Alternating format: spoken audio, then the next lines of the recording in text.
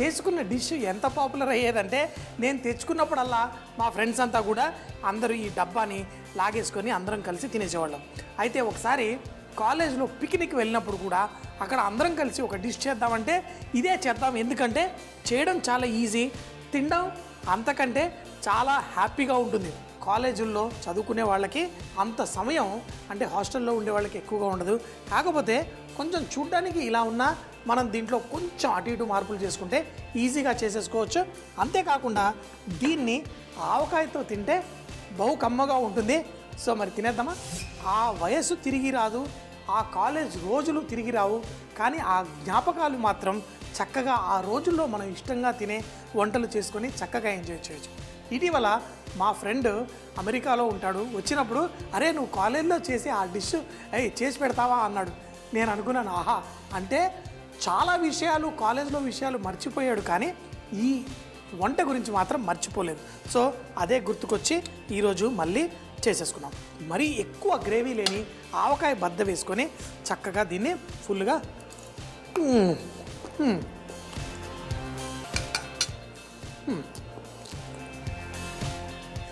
ఎంత బాగుందో, ఎంతో సింపుల్గా ఎంతో టేస్టీగా ఉంది. కాలేజ్ అయిపోయి చాలా సంవత్సరాలు అయిపోయింది, ఇప్పుడు మా అబ్బాయే కాలేజ్కి వెళ్ళిపోతున్నాడు. ఈ అద్భుతమైన ఈ రుచిని ఆ రోజులు గుర్తు తెచ్చుకొని చక్కగా ఎంజాయ్ చేయాలి. ఈ శనగపప్పు మినపప్పు కరకరలాడుతూ ఎంతో అద్భుతంగా ఉంది. మరి ఇవి నా జ్ఞాపకాలు, మీకు కూడా కాలేజ్ జ్ఞాపకాలు, కాలేజీలో ఉన్న అద్భుతమైన రుచులు గుర్తే ఉంటాయి. అవి రాసి మాకు పంపించండి, మన షోలో తప్పకుండా ఆ రెసిపీలు కూడా చేసుకుందాం. అందరం ప్రతిరోజు జీవితాన్ని ఆస్వాదించాలంటే రుచికరమైన వంటలు చేసుకోవాలి. వారేవా అంటూ ఈ రుచులు చక్కగా ఎంజాయ్ చేయాలి. అదిరిపోయింది. ఇందులో ఆ పచ్చిమిరపకాయలు ఇవన్నీ, ముఖ్యంగా ఆ కరకరలాడే రుచి సూపర్ అంటే సూపర్.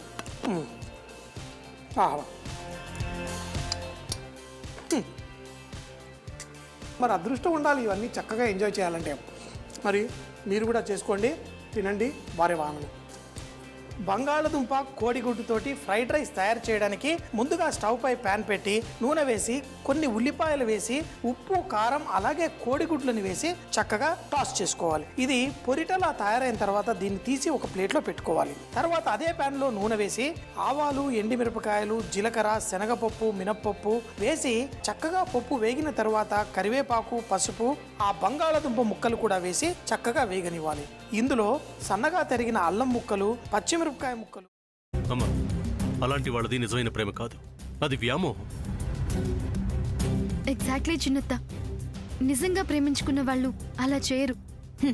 ఎంత మనసు విరిగిపోతే కన్న కూతుర్ని పట్టుకొని మా దృష్టిలో చచ్చిపోయా ఉంటుందా తల్లి? అది సరే అమ్మా, తన కూతురుతో తన మాట అనేటప్పుడు ఆమె మాటల్లో వ్యథ, కళ్ళల్లో బాధ గమనించావమ్మా? పెద్దబాబుకు బర్త్డే విషెస్ చెప్పు కూడా వెళ్ళాం కదా.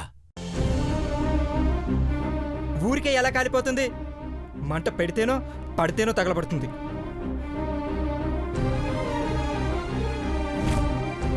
కరెక్ట్ చిన్నబాబు, నీకొచ్చినట్టే నాకు డౌట్ వచ్చింది.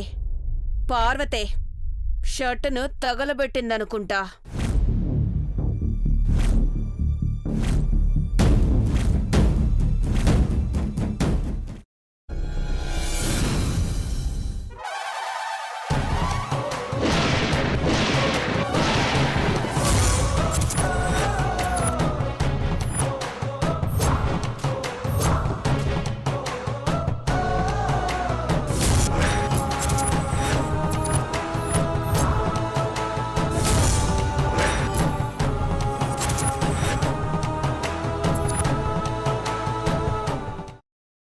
తర్వాత పొట్టు తీసేసి చాప్ చేసి పక్కన పెట్టుకోవాలి.